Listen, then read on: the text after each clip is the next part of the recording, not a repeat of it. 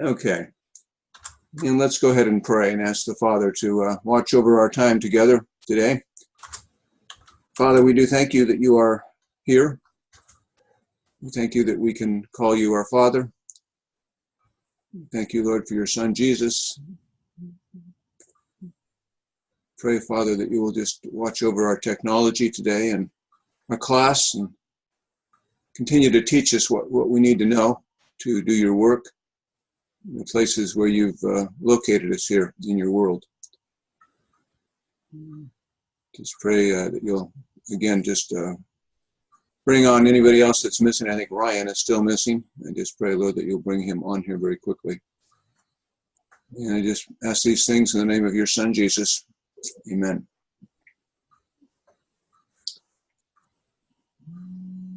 All right.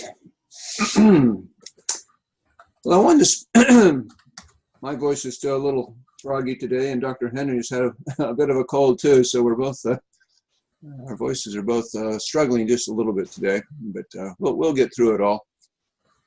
I thought we'd spend a little time just to start out today looking at our problem statements.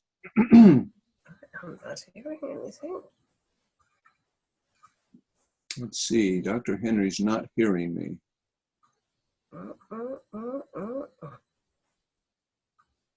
Let's see, Maureen, you're hearing me. Noelle is hearing me. You just...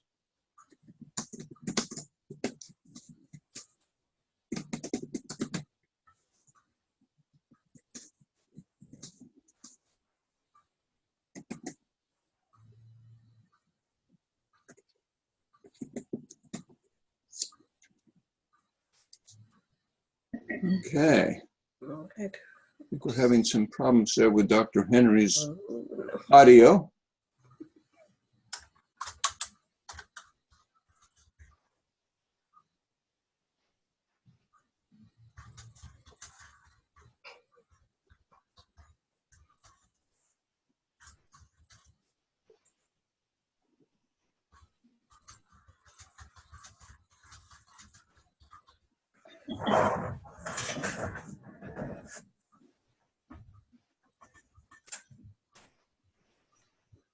I think we're hearing Dr. Henry's microphone. She's just not hearing us.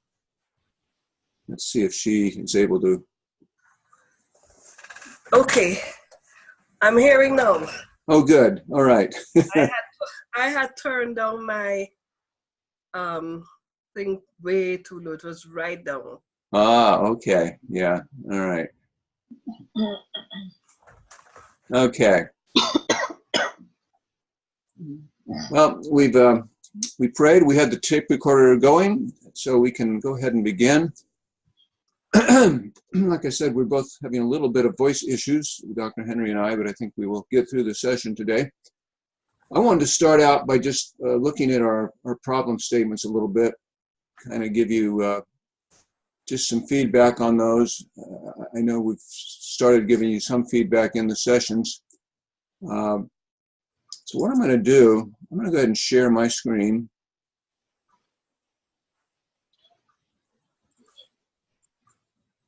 Let's see here.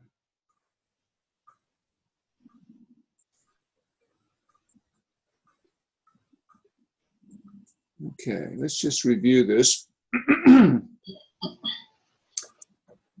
of saying there was 3 parts of a problem statement, and it's kind of the outline that I've used. And Cresswell uses this kind of an outline, and I think Miriam uses a similar type of outline for a problem statement. But kind of starting out with some kind of an introductory sentence or paragraph that just kind of summarizes the issue and kind of captures the reader's interest. You know, then to continue on with a couple of paragraphs giving some brief background regarding the issue, along with at least 2 references that provide evidence that the issue is indeed a recognized problem. You'd maybe go on and maybe summarize a few other studies that have addressed this issue. The idea here is not to list many studies, but to provide some representation of studies that are relevant to your topic. And then finally, ending that problem statement with just a brief statement on maybe one way your project is somewhat unique in terms of other studies that you've looked at, like I said, that uniqueness could be just the fact that you're applying it to a specific situation that maybe that has not been applied before.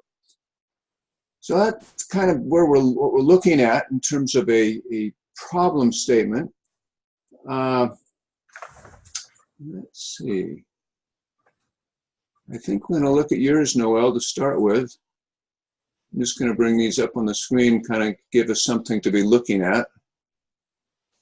Let's see, that didn't come up. Why didn't you?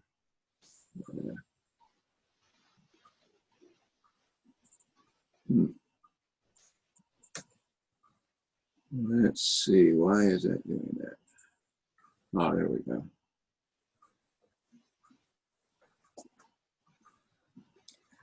Bill, is it possible to enlarge it a little bit more so the print? Yeah, let me work on that a minute here. Mm-hmm. Let's save.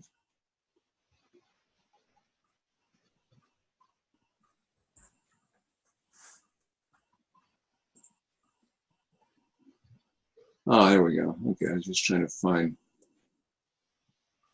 Okay, that's full screen. Don't know if I probably can't get it any larger than that. If you could Sweet. We could go to view, I guess, and maybe try to make it a little larger. At the bottom left where you have 100%, if you click on that plus sign, it should get it bigger. The bottom right. Oh, right here, I see. Yeah, we can just do it there too. Okay, Mm-hmm. yeah, that works. Yeah, I didn't realize we had that shortcut down there. That's helpful. Okay. Okay. Okay, I'd made a few comments on Noel's project. You'd made some, I think, Dr. Henry, on Ryan's, and I'll bring that one up in a moment. Thought I'd just go alphabetical order. And we can all chip in on this. We're trying to help each other with these documents. What I've said here is when you started this problem statement, the introduction, I felt that most of this information that relates to the to Guyana, you know, its population and some of those issues, would actually have gone later in the context section. At least from my perspective, and Dr. Henry might have a little different perspective. What I like to see, say, if you have an introduction, you may just give some general comments about the topic. Like your topic is teen pregnancy. What I'm saying, you know, the introduction. Okay, now I can't see that well. Let me just see if I can see that. Okay, so the introduction should start with some general comments on teen pregnancy, possibly citing some worldwide statistics from the UN report. Then begin the problem statement section with specific statistics regarding teen pregnancy in Guyana. So, you know, you are somewhere in here. It seems to me you were quoting from a UN study. Boyle studying from the UN Nations report confirmed that teen pregnancy something is something. Okay. What I was thinking, it would be helpful just to do some general statistics on teen pregnancy, say from a UN report. And then as you get into the problem statement, you would then narrow that focus down to Guyana, which is what you're going to be dealing with specifically within the context of your particular dissertation. One thing, let's see, you kept referring to the United Nations report. Was that the one that Boyle was citing from, or did you actually cite from the UN report also, Noel?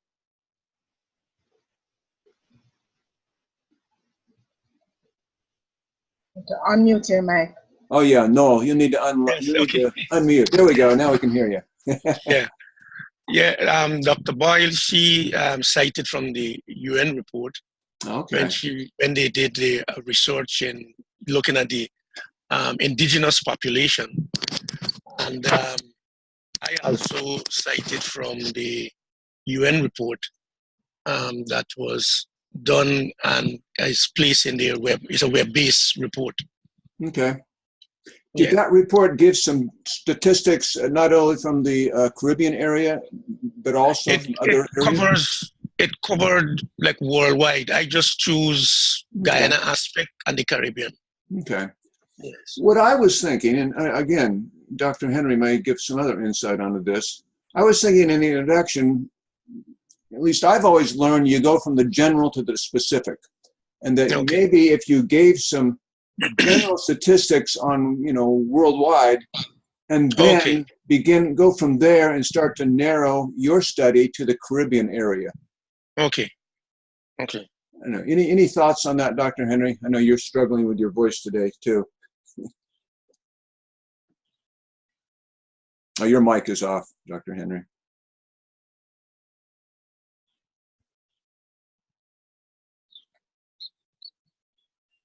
I was coughing just now. Oh, you were having a coughing? No. Yes, I was having a coughing fit. Yes. Okay. I agree with what you have said, Bill. I think my orientation is to always start with the problem before you get to the context. So the issue is teenage pregnancy. Mm-hmm. So when I'm reading, I would want from the very beginning, whether you use statistics or whatever else, to let the focus be on that. Mm-hmm. And then later on, you talk about the context. Right. Because the issue is not unique to any context. It's a general issue. So looking at it from that general perspective, I would want to begin the section with the focus on teenage pregnancy. And of course, you did in the second paragraph when you started to quote the statistics on teenage pregnancy. Okay. Mm-hmm. Does that make sense to you, Noel? Yeah. Yes. I thought that maybe I misread the information, and I thought that you needed to, in the introduction, the countries stats. Yes, Yes. I thought that. So it's a slip. I've made some notes here, and I'm going to make the changes. Okay. You see, you have the context of the problem. You see, you'd have it there. Yes. The section. Yes. So I would. Yes. That's where that would go in. The context. Yeah. See? Yeah. Yeah. Yes. Right. So if we take this first paragraph and move this down into that context section, Mm-hmm. I think that would be that'd probably be the best way. Yes. Yes. And what I was thinking, this next paragraph, you started talking about Loaiza argued that globally the age of women defined as her study. Okay. I'm thinking if you could give some global information on teen pregnancy, and if Loaiza's information then fits with it, that would be fine. And then when you get down here to the statement of the problem, you don't really need this statement particularly that defines a problem. You could just take that out. Okay. But you could, globally teenage pregnancy, also called adolescent pregnancy, is widespread in Guyana is no exception. Evidence supported by the United Nations report suggested that Guyana has the highest rate of teen pregnancy in Latin America. Okay, to me, that's a good start for the problem statement. So you could just take off that first sentence and then just start with this, with that sentence. Okay. Yeah. And then now we've kind of focused on what the issue you're dealing with. You're dealing with teen pregnancy within Guyana. So in the introduction, you might just make a few general statements about teen pregnancy, and maybe there's some general statistics you would quote from the UN, and then you would narrow your particular problem down to Guyana and start talking as you're doing now in the problem statement. Okay. And these are good. You've quoted some studies here from Loaiza. You've quoted from Jagdeo. Can't say that word. Jagdeo. Yes. Okay. That adolescent pregnancy are unplanned and unwanted.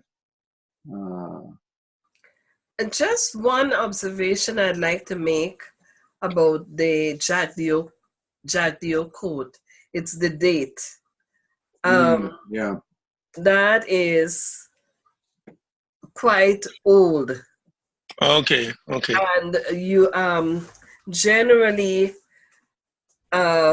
except for where there's a classic piece of work, Yeah. Okay. you want to stay within the 5 to 10 year, and 10 Okay. is, given the nature of the growth of knowledge, etc. I would say that would be my concern about that code. Okay. If you could find something that is more recent, that Okay. addresses the same issue. Okay.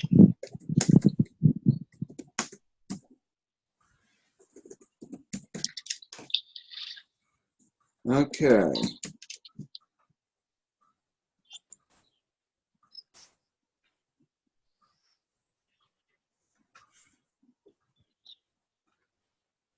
Okay, I mean, so you're stating some studies that are related. Mm-hmm. Again, in your research, if you find, maybe another study that's specifically related to Guyana, that would probably be good. Yeah. I think the last sentence was kind of an incomplete sentence. This project considering other previous projects and studies. I don't think you maybe completed your thought there.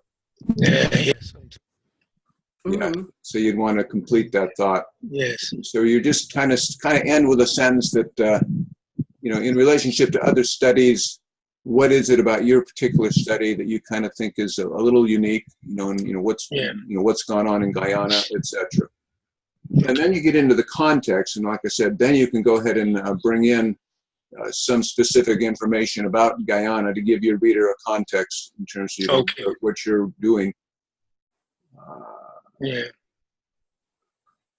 Yeah, and the map's fine. Just give a little map. So if you do put in an image like this, you'll give it a figure number. So this will be like figure 1. Figure 1, yes. And then you give a description of that figure. If you got this figure from some specific source, which obviously you did, then you would put adapted from and a map in such and such source or something like that. Is the traditional way to handle a figure. And then if you've put in a figure, you want to make sure that you've mentioned that figure somewhere in the text before that figure appears. Just so your reader, if you're going to make a map of Guyana, we want to know why you put that map in here. And so you say something about it within the text here so that the reader understands, okay, that's why this particular figure is included here. Yes. That makes sense? Yes, it makes sense. Okay. If you come down back a little bit to the Berrima Winey area, maybe I should have made mention when I talk about 1, 7, 8, and 9, the areas Berrima Winey, Region 7, in the same context. Oh, I see, yeah. Yeah, so Berrima, you see the districts, Siperoni. Right. Those are the areas, and it's one reason for putting in the map is to get an idea of where these areas are situated that I call interland. Yes. So they understand it's because of where it's situated. It's not a coastal, it's an interland area. It's not urban, it's not rural, Yeah. So maybe I need to write that in. Yeah, just somewhere in here is where you would, just indicate. You could even, after you've said that, you could just even parentheses put C figure, and this would become figure 1. And then the reader will know to be looking at this figure, which has kind of this, legend with the various color codings, etc. So that would be the appropriate place to refer your reader to the first figure. Okay. Okay. Okay. Okay. Well, I think with some of those suggestions, just you'll work on that. Like I ask students to keep submitting the whole template each week. Then we will go back and look at that and say, okay, how is that problem statement now flowing with the rest of the proposal? Yes. And we may have some additional suggestions as we see that proposal developing. Yeah. Okay. Anything else from your perspective, Dr. Henry? Okay. I didn't get a chance to read it before, so and I don't Yeah, that's fine. You like. could go ahead and look at that and then make comments on the assignment. Yeah, that's Yeah. fine. Okay. Yes. Yeah, let's Okay, go with thank you. that. Thank you. All right. Let's just bring up Marines here for a second.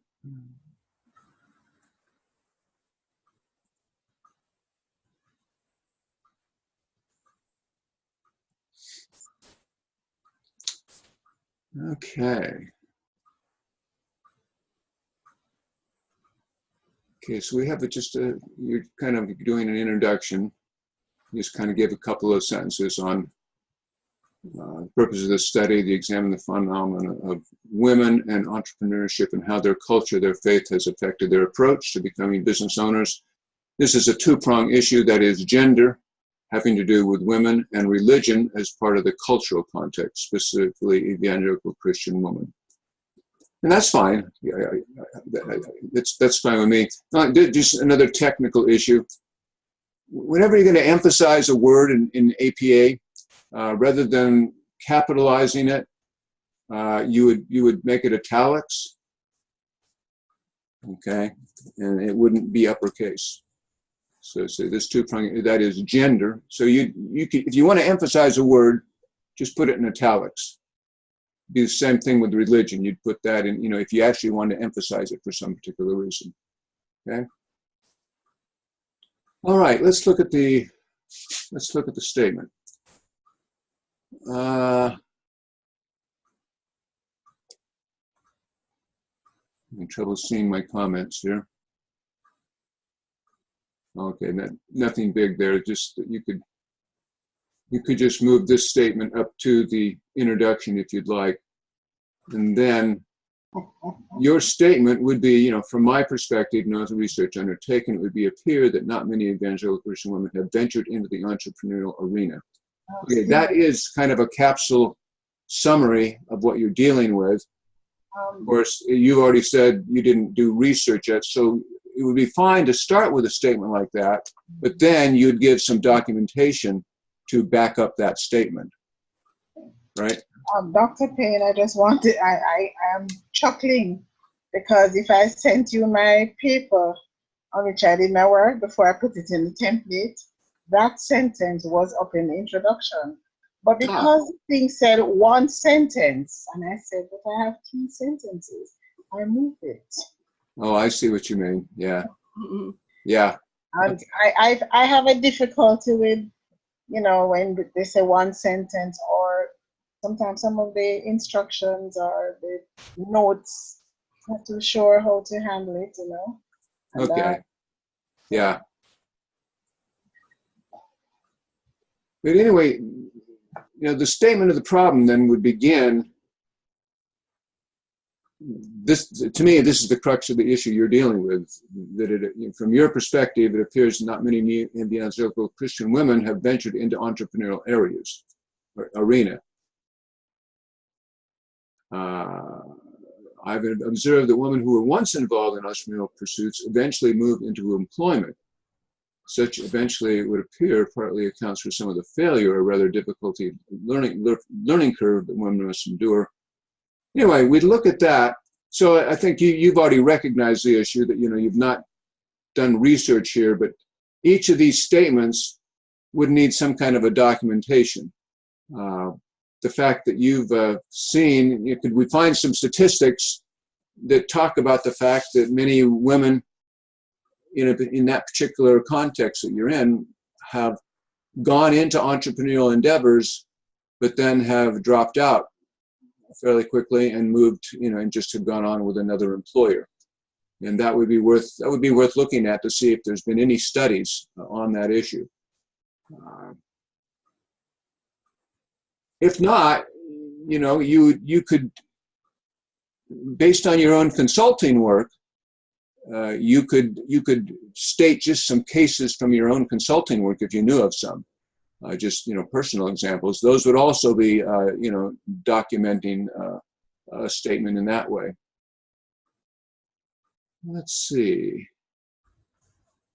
You did quote from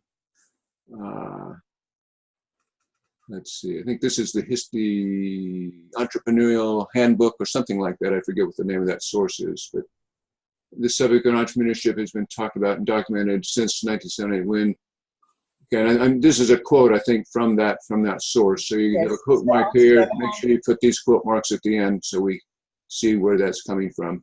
It's the Oxford Handbook. Say what now?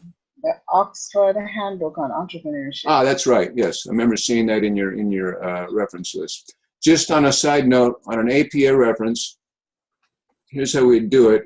Okay, you put your quote marks, then you put a parentheses, the name of the author or authors, comma, no parentheses here, just comma, 2008, page 3, closed parentheses. Mm. So that's kind of the way that one works. And you say when I'm working with these dissertations, I usually use the Microsoft Word proofing. Sometimes it's difficult, like, you know, this one I'm showing that these parentheses are crossed out. If you highlight that and say accept deletion, then it would just delete that. Okay, yeah. Just some other little issues, you know, and I just pick up things along the way just to kind of get issue, you know, into writing. In those times, the focus was largely on, you had the one who was willing to risk, just so you can keep everything agreeing in the sentence. It would be people, which is plural, who were willing to risk there. So people and there need to agree. So that just a little minor issue. As I go through dissertations. The other thing, and I tell students this, and it's not essential, but typically when you're writing in a dissertation format, it's generally sufficient just to state the author's last name. You put in the the year so the reader can find that source in the reference list. You don't really need the title or a doctoral dissertation. All that really is going to be in the reference list if the reader needs to know that. So you just shorten this down by just saying Bryant, 2015, looks at Catholics through the eyes of their social teaching in contrast to Protestants in general. However, there was no special case made for women as such. So that now the reader knows that that's Bryant. You do the same thing with CESPA. You put in the year, just like you did, but you don't really need the title. Again, you just say CESPA looks at how entrepreneurship could be used to transform the poverty restrictions in Uganda, etc. So you'd kind of go on, in that vein, if that makes sense. Any comments from your perspective, Dr. Henry, on that particular issue? That's fine, what you've observed. Okay. What I would have observed too. All right, fine. Okay. And you've given some good information here from other cultures. Here's some information from the Muslim culture. I think what you're saying in terms of your study, you're thinking that the Baki leadership perspectives are going to add a dimension to this particular study that makes it, gives it a little bit of uniqueness. Would that kind of be your understanding?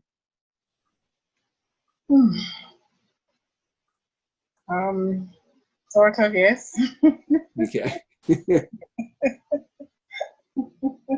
Yeah. Like I said, I'm on an experiment. Right. Okay. You just always keep, just everybody, all of us, we just kind of keep this three-pronged problem statement in mind. We kind of, an introductory paragraph possibly, then we just try to get some representative studies in terms of what we're looking at, and they just kind of conclude with what maybe just even a little summary of what you've seen in some other studies and what you think your particular study is going to contribute to this whole issue.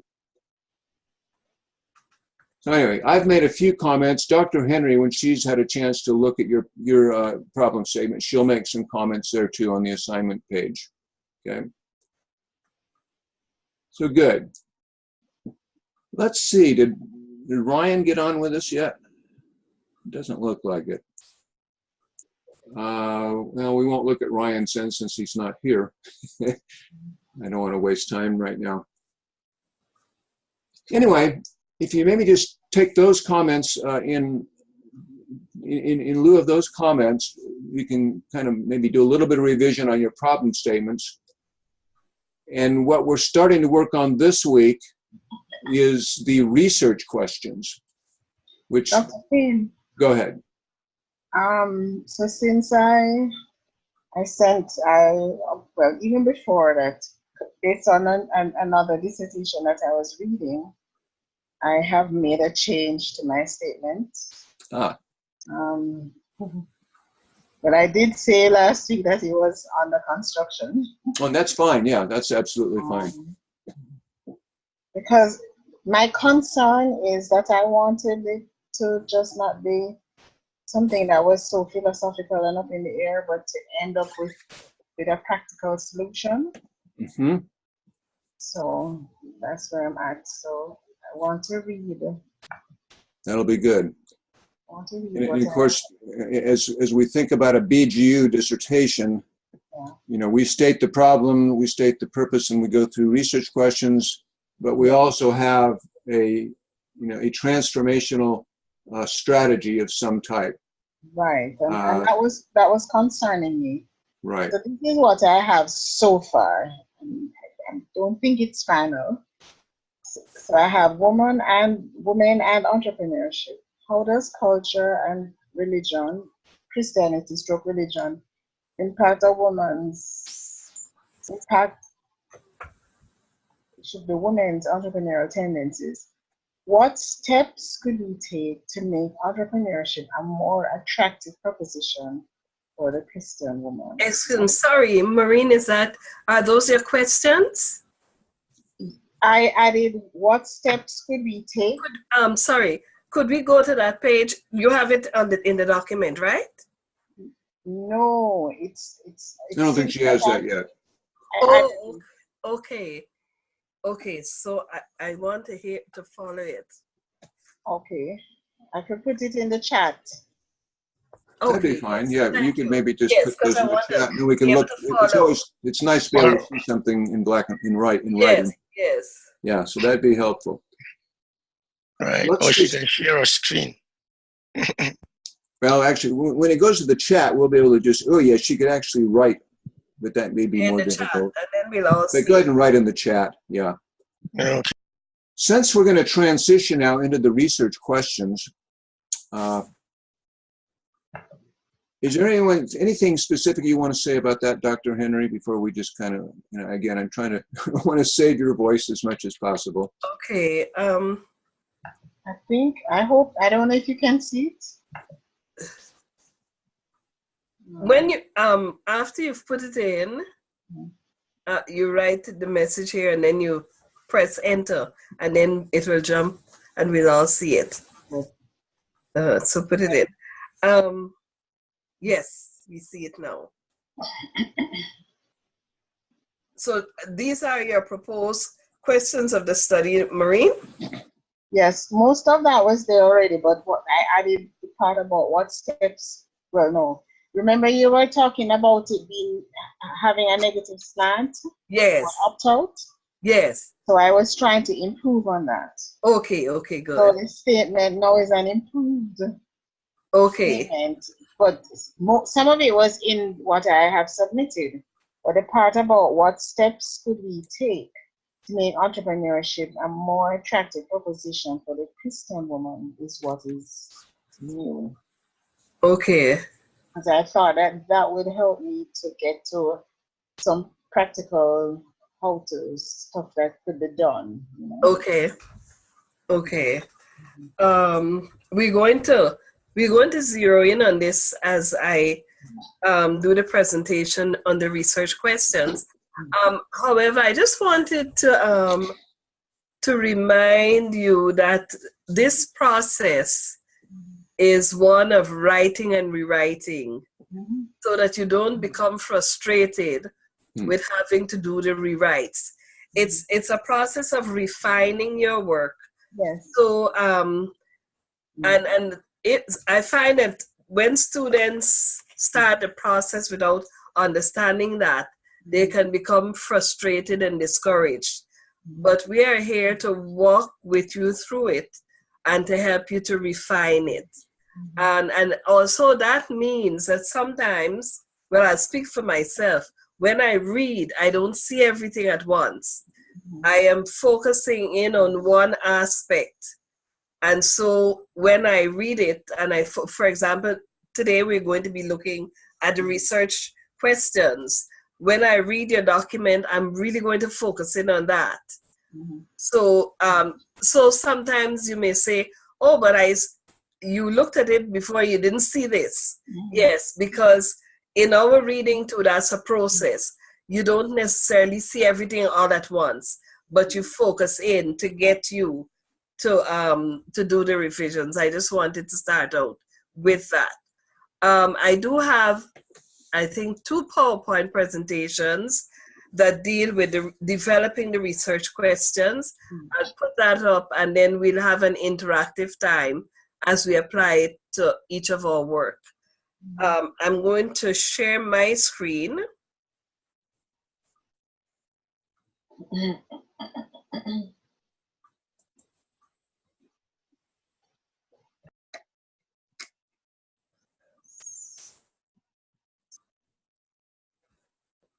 let's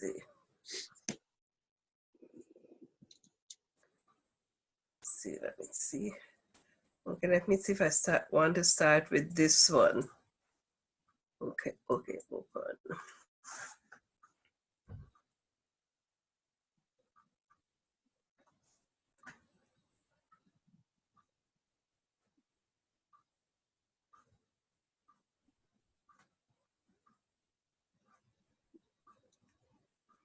Okay, it's within this context, it's looking at developing the research proposal.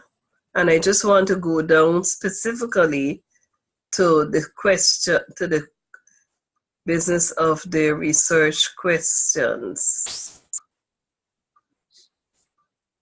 Oh, this is the one I wanted to look at. Okay. No, that is not the one. No, I think this is the wrong one. This is not the one I want, because I'm looking for the research questions. No. Of terms, hypotheses, assumptions.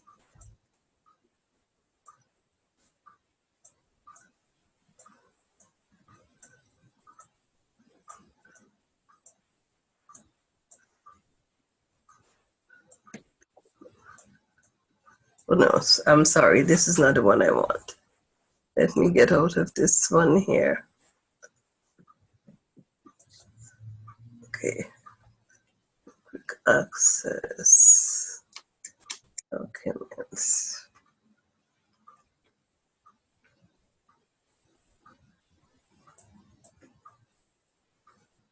Okay. See.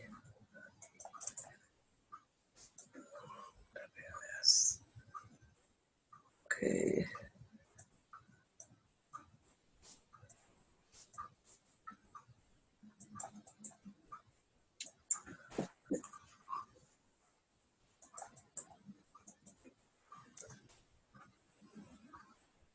Okay, this is the one I want. Yeah. Oh, this one is not a PowerPoint, but we'll use it. Developing the research question. The research question is what helps you to narrow the topic so that it is manageable as a research proposal. And just in general, when we start to think research, we always think very, very broadly.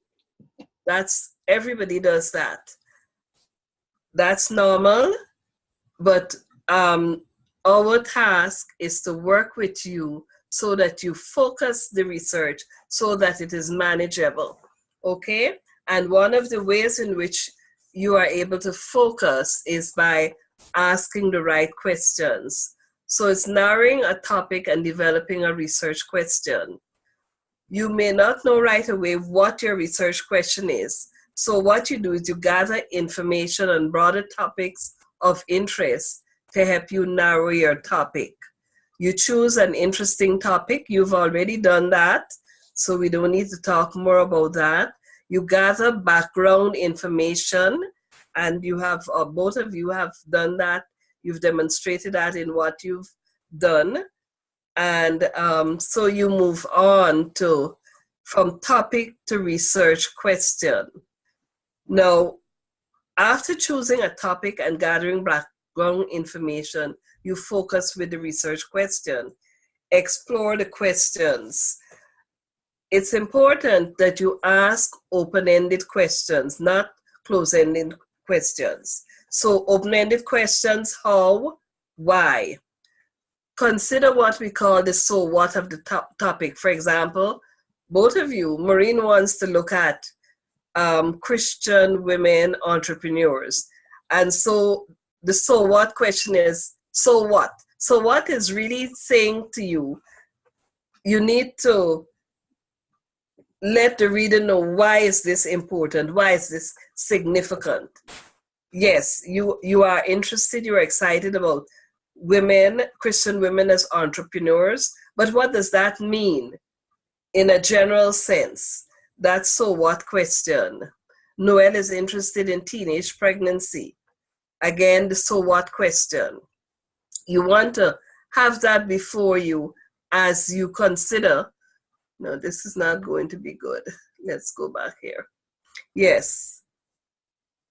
So you ask open-ended questions, how and why. You consider the so what of your topic. Why does this topic matter to you? Why should it matter to others? What is the significance of the topic? Reflect on the questions you have considered. Identify one or two questions you find engaging and which could be explored further through your research. Determine and evaluate your research question. What aspect of the more general topic will you explore? Is your research question clear? Is it focused? Is it complex? It's important that you shouldn't ask questions that will give you a simple yes or no answer. Then you don't need to do research. And then coming out of your question, you hypothesize. That is, you propose that there's a relationship between variables. So after you've come up with a question, consider what the path of your answer might take. If you are making an argument, what will you say? What does your argument, why does your argument matter? How might others challenge your argument? And what kind of sources will you need to support your argument? Now, taking your examples, excuse me, I need my water.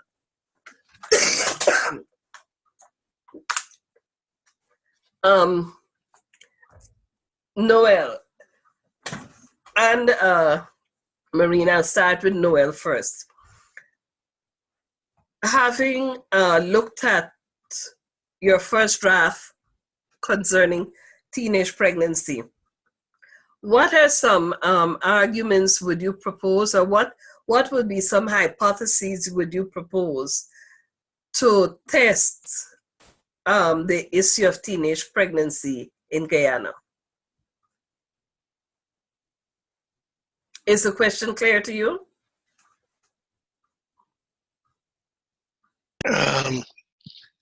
Yes, I think I hear yes.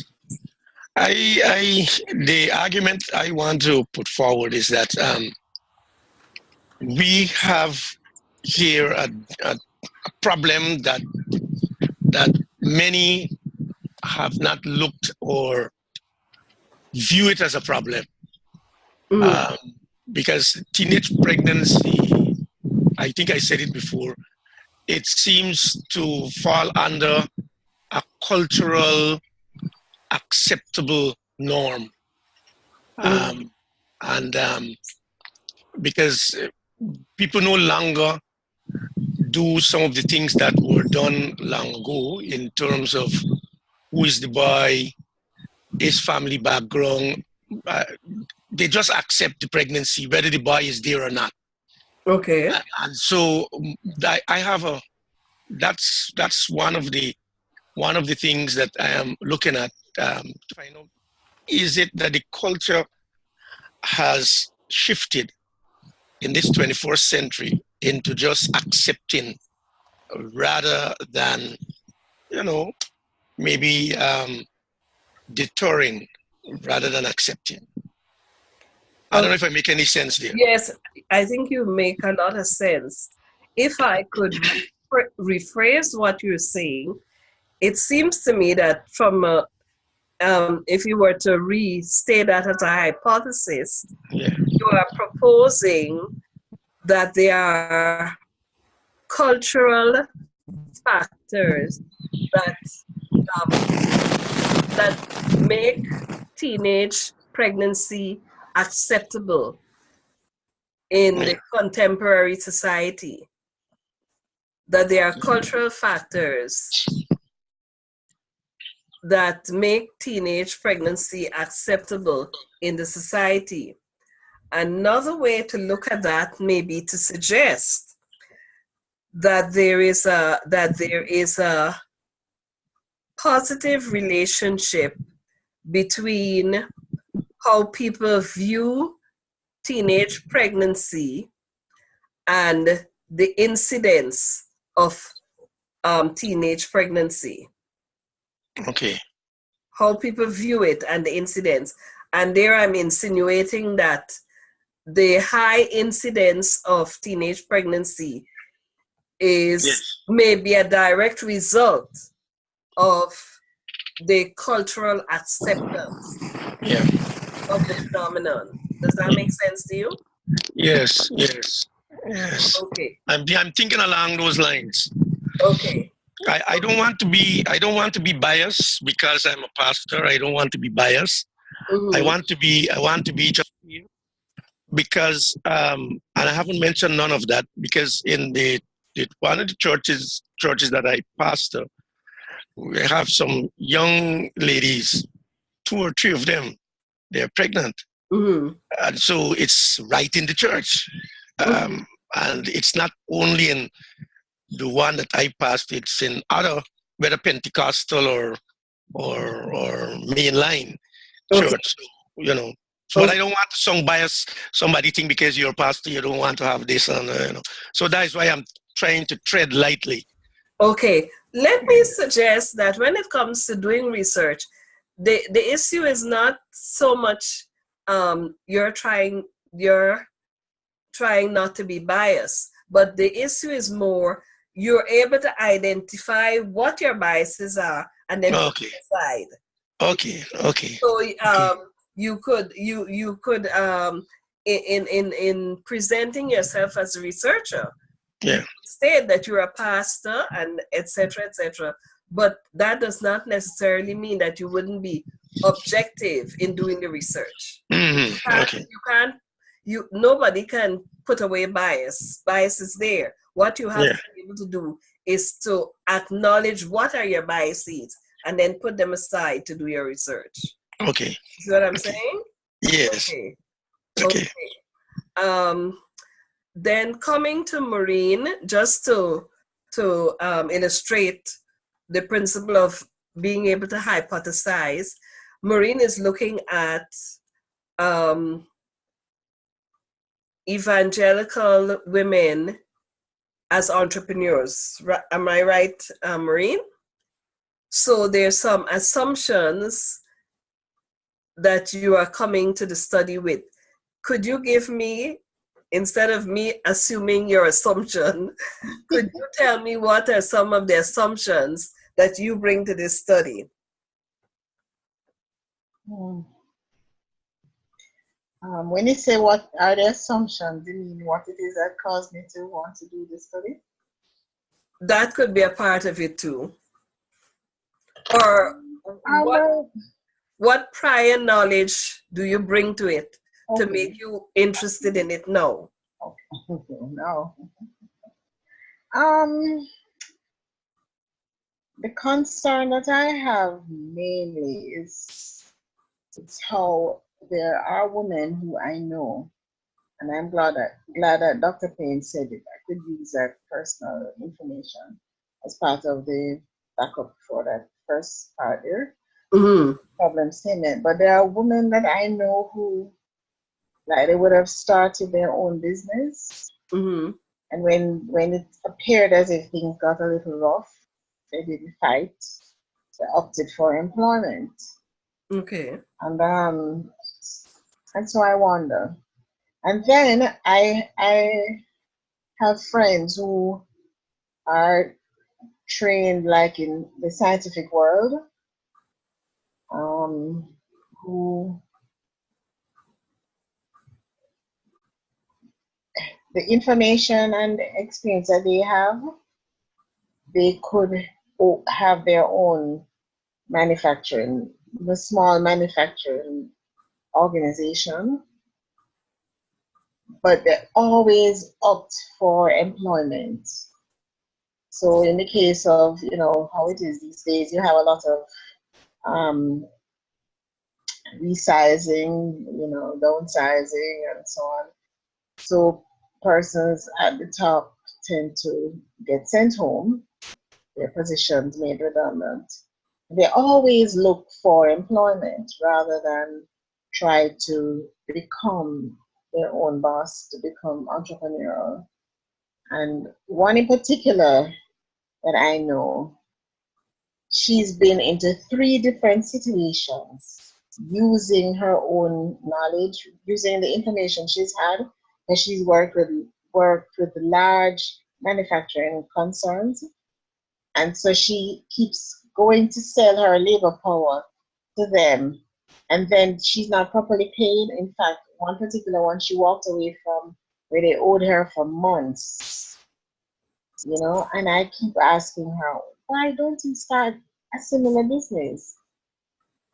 We spoke, recently, and she said again, oh, well, this time I think if I do that, I need to find somebody younger to partner with, and so on. And so, and all of these are people who I know well, and they're my friends, and, they're technically competent, very trained, really brilliant, but just afraid, so that bothers me. Okay, now, listening to what you're saying, put that as a question. Put that as a question. Because I could see that there's a question coming out there that you want to study. So what is the question? I don't know how to put it as a question. I suppose, what is it that causes, well, it would appear that there's some kind of fear. So I don't know how to put that in a question and make a statement, that they appear fearful. Just a minute. I'm going to stop you there if you don't mind.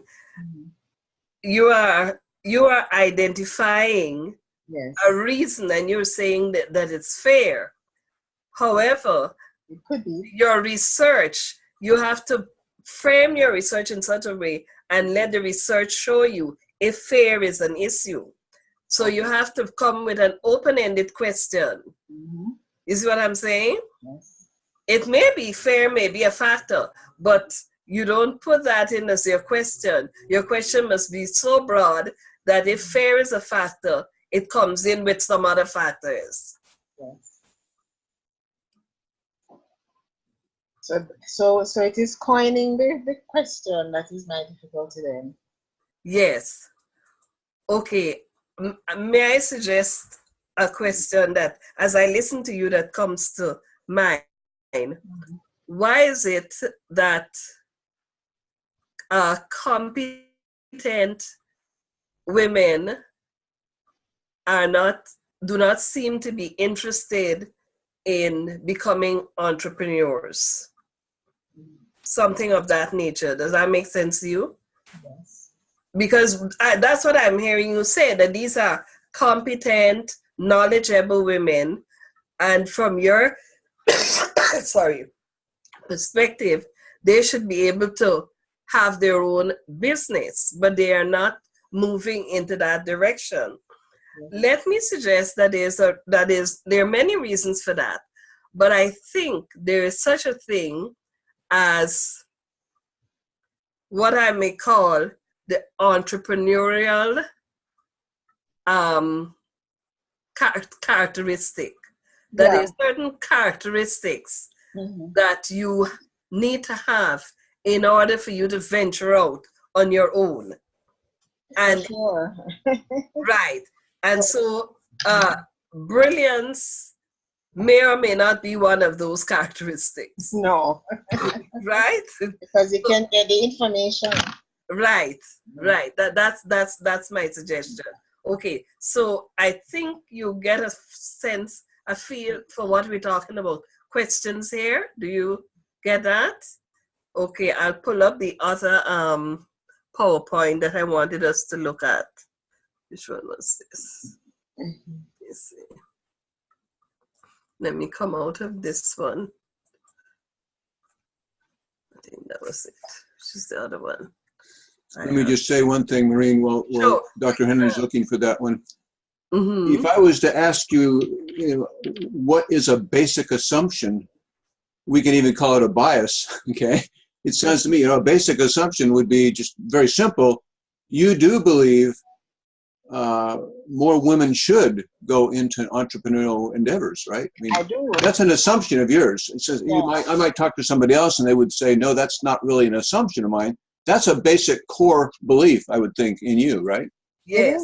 Okay. The thing about entrepreneurial competencies and entrepreneurial characteristics, there is this conversation or this whatever, a question that is asked: are entrepreneurs born or are they made? Right. Understand? And I mean, they are both. Mm-hmm. I think that is like the same question people ask about leaders. Yes, are leaders born or are they made?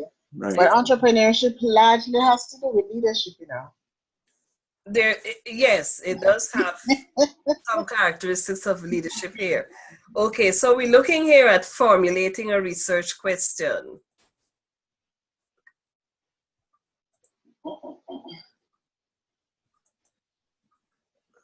The goals: understand why we develop academic questions, consider strategies for developing the academic questions, and begin formulating your own research questions. That's very important. Basic, but important. The question: curiosity, and you've both shown that in terms of your commitment to that which interests you. Research is diligent and systematic inquiry or investigation into a subject in order to discover, revise facts, theories, applications.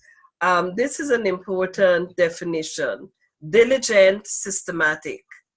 And that's what that's the process we're going to be taking you through as you do your research. Very important, because you want to discover. And I want to just highlight the discovery part of it. You don't do research to something that you already have an answer for. That's not research. If you already have an answer to the problem or the question that you formulate, then you don't need to do research. Research is about discovering new information. So that what you have to be careful about, and I don't see that coming through for many of you, sometimes people set up a research for which they think they already have an answer. So they're setting up to research something that, and they know what the intended outcome is going to be. That's not research. That is, you're trying to prove a point. You have a point and you're going to set up your whatever to prove that point. That is not research. You have to come to research with an open mind to allow the data to speak for itself. Even if the finding is not what you anticipate or expect, you have to be able to acknowledge that yes, these were my assumptions, but the research comes up with some other responses, right? So it's important that you keep your objectivity when you do the research. Consider together curiosity is a source of all questions.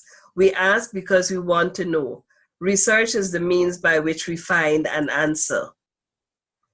In academic work, we formulate clear questions to guide us in our search for answers. So the whole issue of developing your question is foundational to doing good research.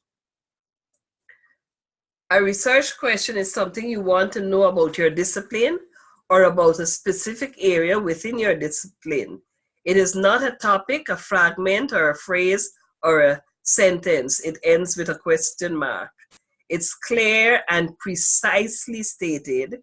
It is not too broad, nor is it too narrow. Open-ended as opposed to closed. It cannot be answered in a sentence or phrase. Okay. Personal knowledge and the research question. And you've already demonstrated that. You list your interests as they pertain to your specific discipline or assignment. You consider one of the items on your list. Jot down everything you know about the topic as quickly as you can.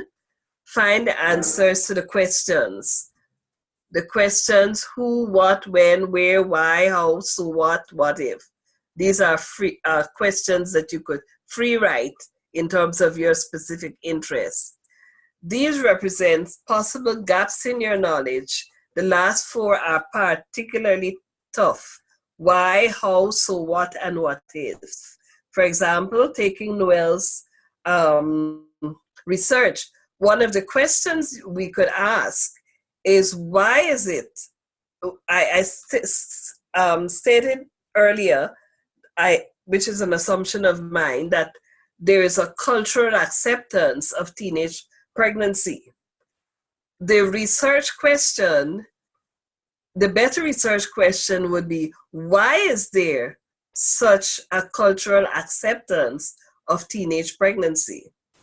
That would be a powerful research question. I'm not saying that you necessarily have to do that, but that would be a powerful research question. In fact, that could be in a study on teenage pregnancy in the context of the Caribbean or Guyana, that could be the leading question out of which you break out and get out a series of questions. Because that question gets to what I would call the foundational issue, or one of the foundational issues, especially if you are looking at teenage pregnancy as something that is negative to the society. Because if you're looking at it as something that is negative to the society, then you want to ask yourself the question, why has the society allowed this practice to continue?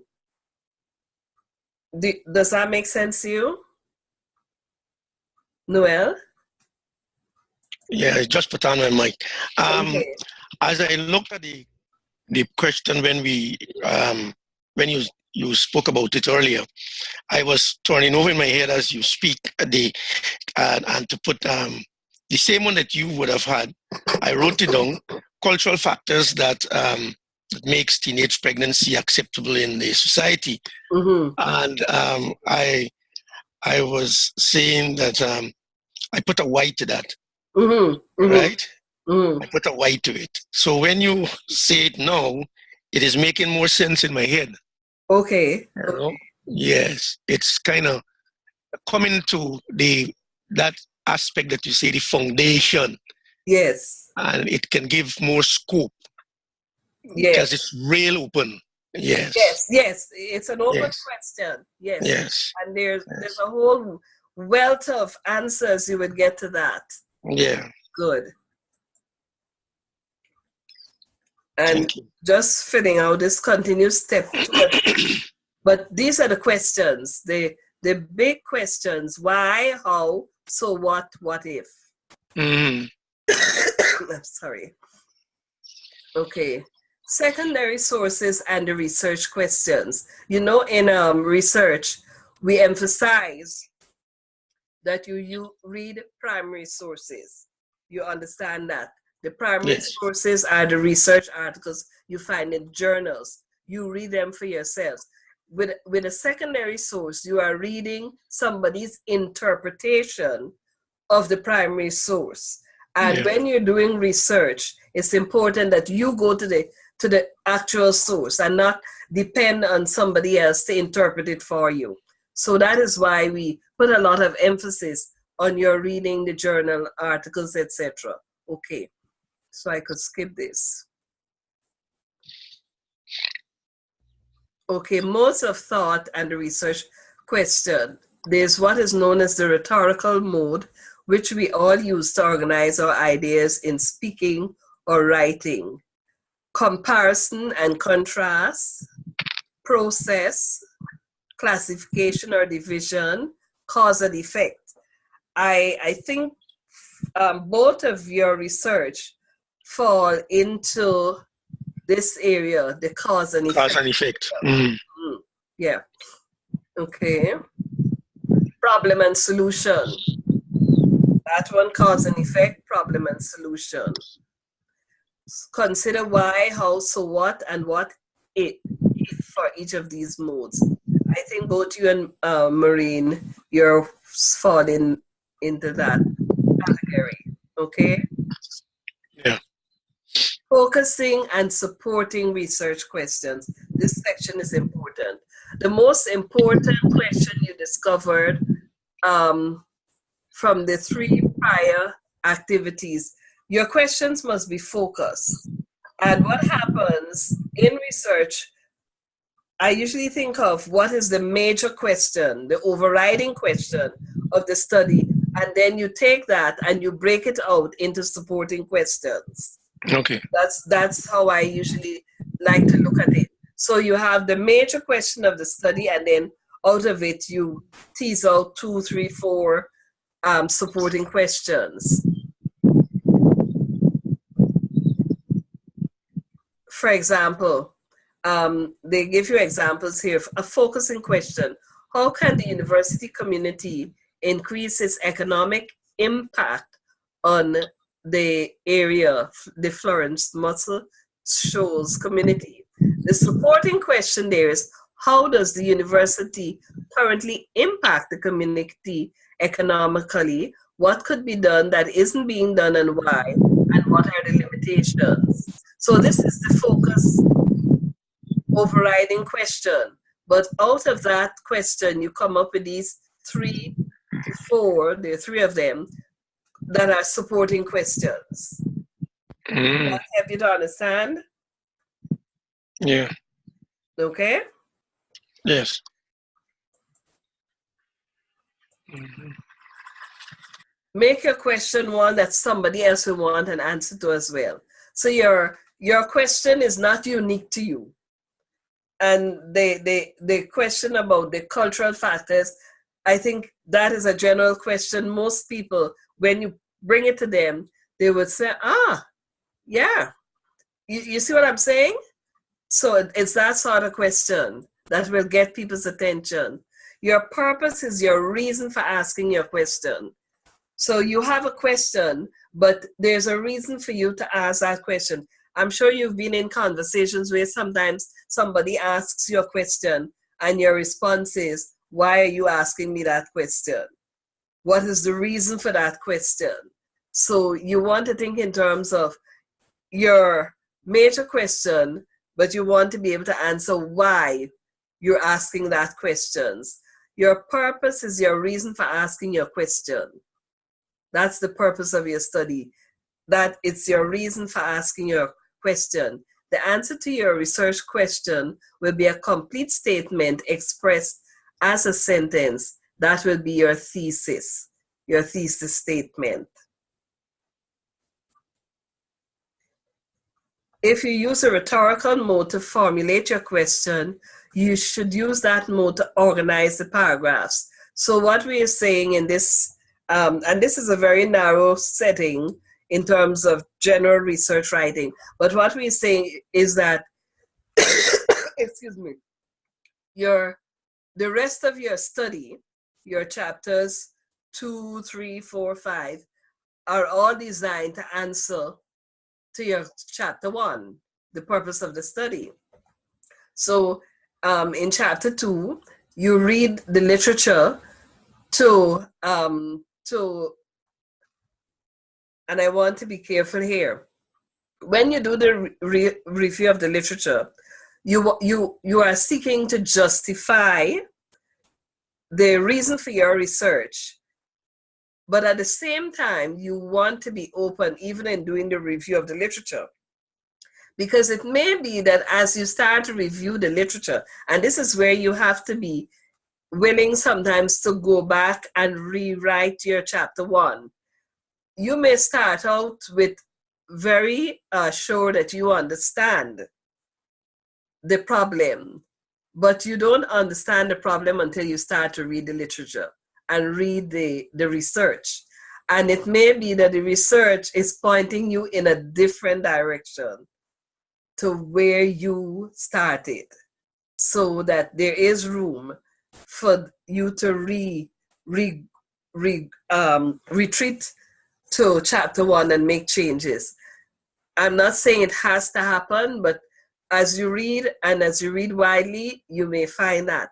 And another thing about the literature review, you have to be able to compare the research literature to show the strengths or the differences in terms of what you propose to do. So there's a dialogue that is going on when you do the review of the literature. You're not just saying X says, Y says, etc., but you're looking for concepts, results that are linked, or you're looking for differences, and you're suggesting why that may be so, and how your study may fill in the gap. So the review of literature is interactive.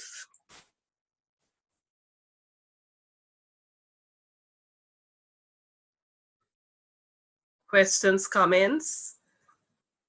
Just jump back into this thing that popped itself out.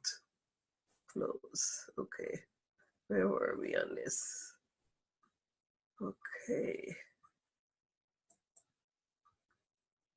We were coming towards the end. Let's see. The question I'm asking myself is, when I was reading one of these books, I think it was Miriam, said you will read the literature, and at what point will you know that you've had enough, notes that you've taken? Okay.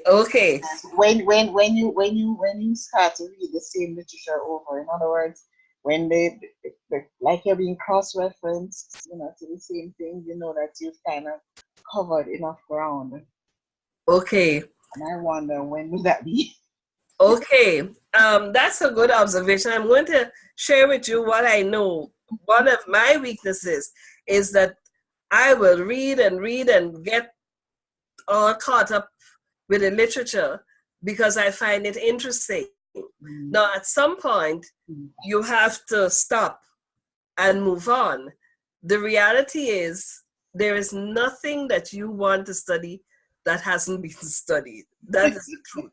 And not only studied and studied. There are literally thousands of research articles addressing your interests.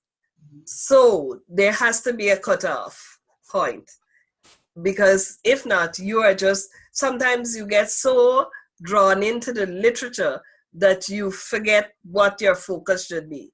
So it's good to be aware of that. Let me but that's I'm glad you raised that. Yeah, we finished this. Yeah. Yes.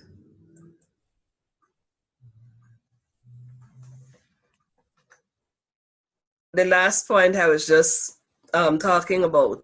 Do not get discouraged or worried if you find your thesis or your beliefs are changing.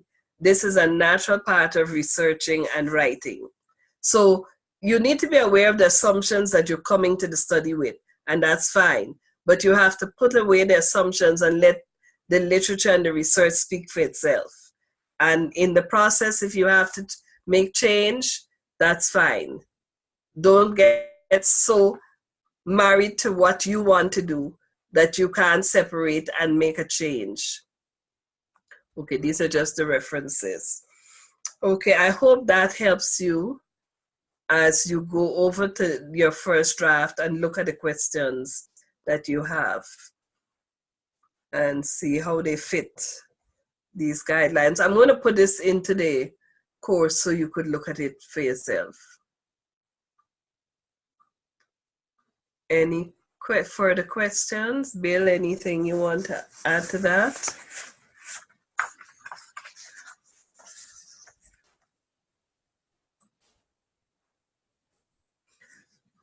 You have to unmute yourself, Bill. Sorry about that. Yes, no, I think that was helpful information. I think there is one other instruction sheet on the week 3, and so folks can just take a look at that in relationship to what Dr. Henry has been saying here. And I think hopefully you'll have some clarity on the research questions. Yes. And I think, as we've already tried to say, that the research questions basically frame everything that you're trying to find out in relationship to this issue. Mm-hmm. I sometimes find it helpful to think about what it is, what I'm learning through my research, discovering through my literature research, what I'm discovering about the issue through my empirical research when I'm talking with people. Mm-hmm. Of course, at BGU, we add the theological, what is it, what can I discover about my issue from a theological perspective? That would also get included into your research questions. Okay. Were you, Dr. Henry, were you going to be looking at the question that I put in the chat, or it's okay? Oh yes, let's look at that. Sorry. Excuse me. Let's go back. I think I'm going to have to. Okay. I'll do stop share. Right. Yes. Thank you for reminding us, Maureen.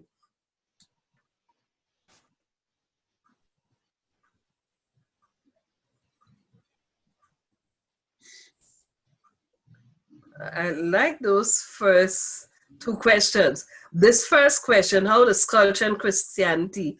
I would, if I were you, I would just take out religion, because you are definitely focusing on Christianity. So how does culture and Christianity impact a woman's entrepreneurial tendency? What steps could we take to make entrepreneurship a more attractive proposition for the Christian woman? Those are 2 separate big questions. Those are big? No, they're not too big. What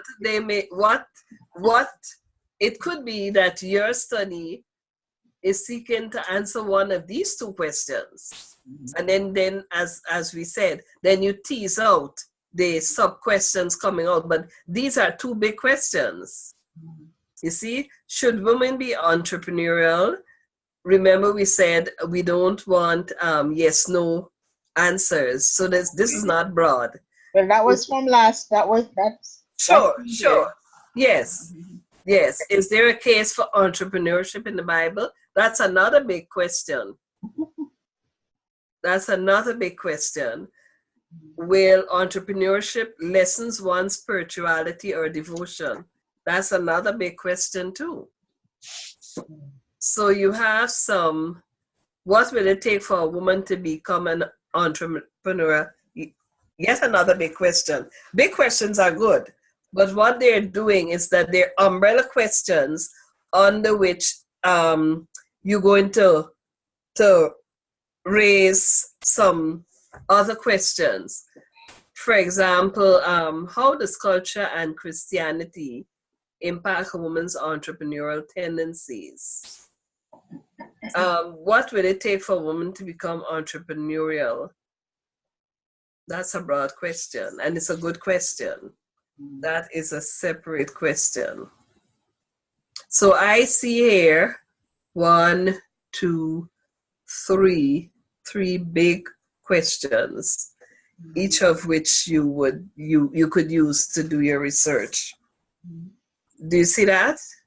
Yes, yes, yes. They're big questions. Okay, so the one that gives a yes or no answer, I should. You anything with that will be yes or no, you ignore.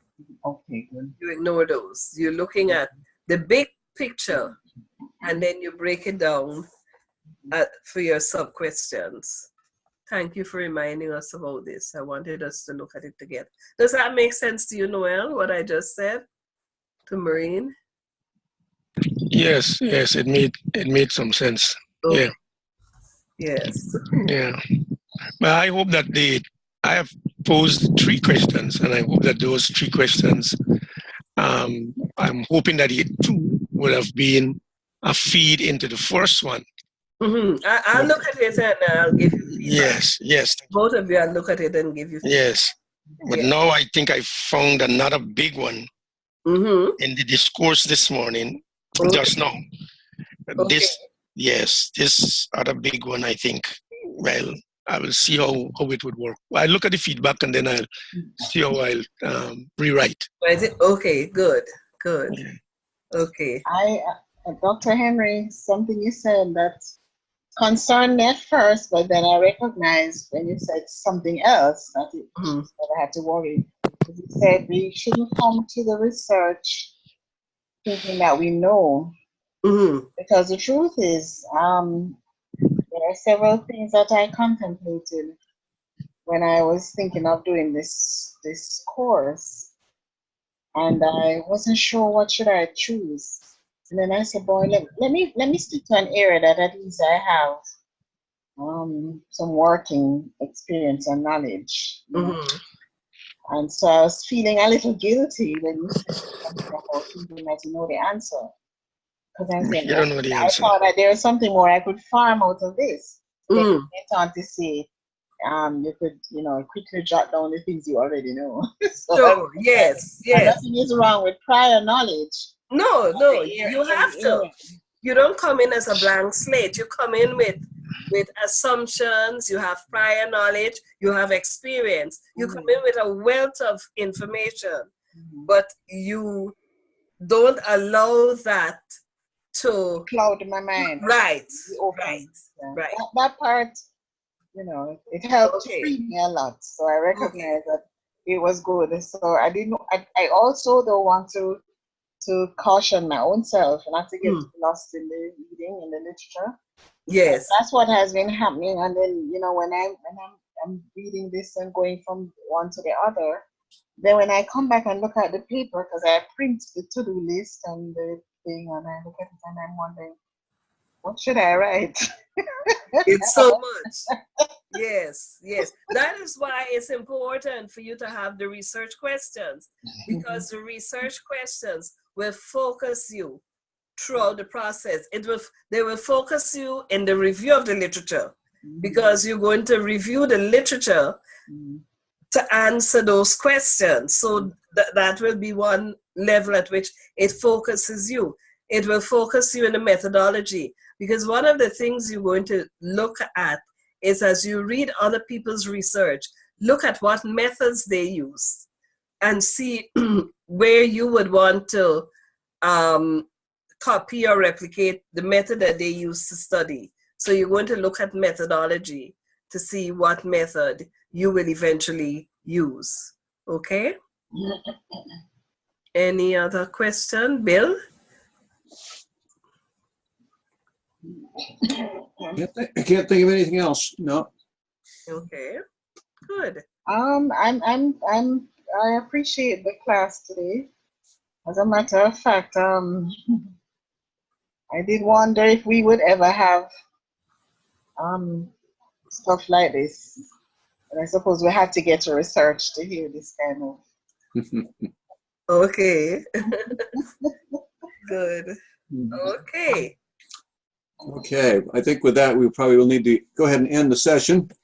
We will continue to interact online in the discussions and on the assignments and try to give you feedback and keep pushing ahead on these issues. And like I say, don't be afraid to rewrite. Like I say, that's very common. You just rewrite and rewrite, and rewriting. Even as your problem statement may change a little bit, even as you're doing more research, and that's all very fine. Yes. Okay. Have a good evening, everybody. Thank you. Yes. Goodbye now. Thank you very much. You too. Have a good evening. Okay, great. Bye now. Bye-bye.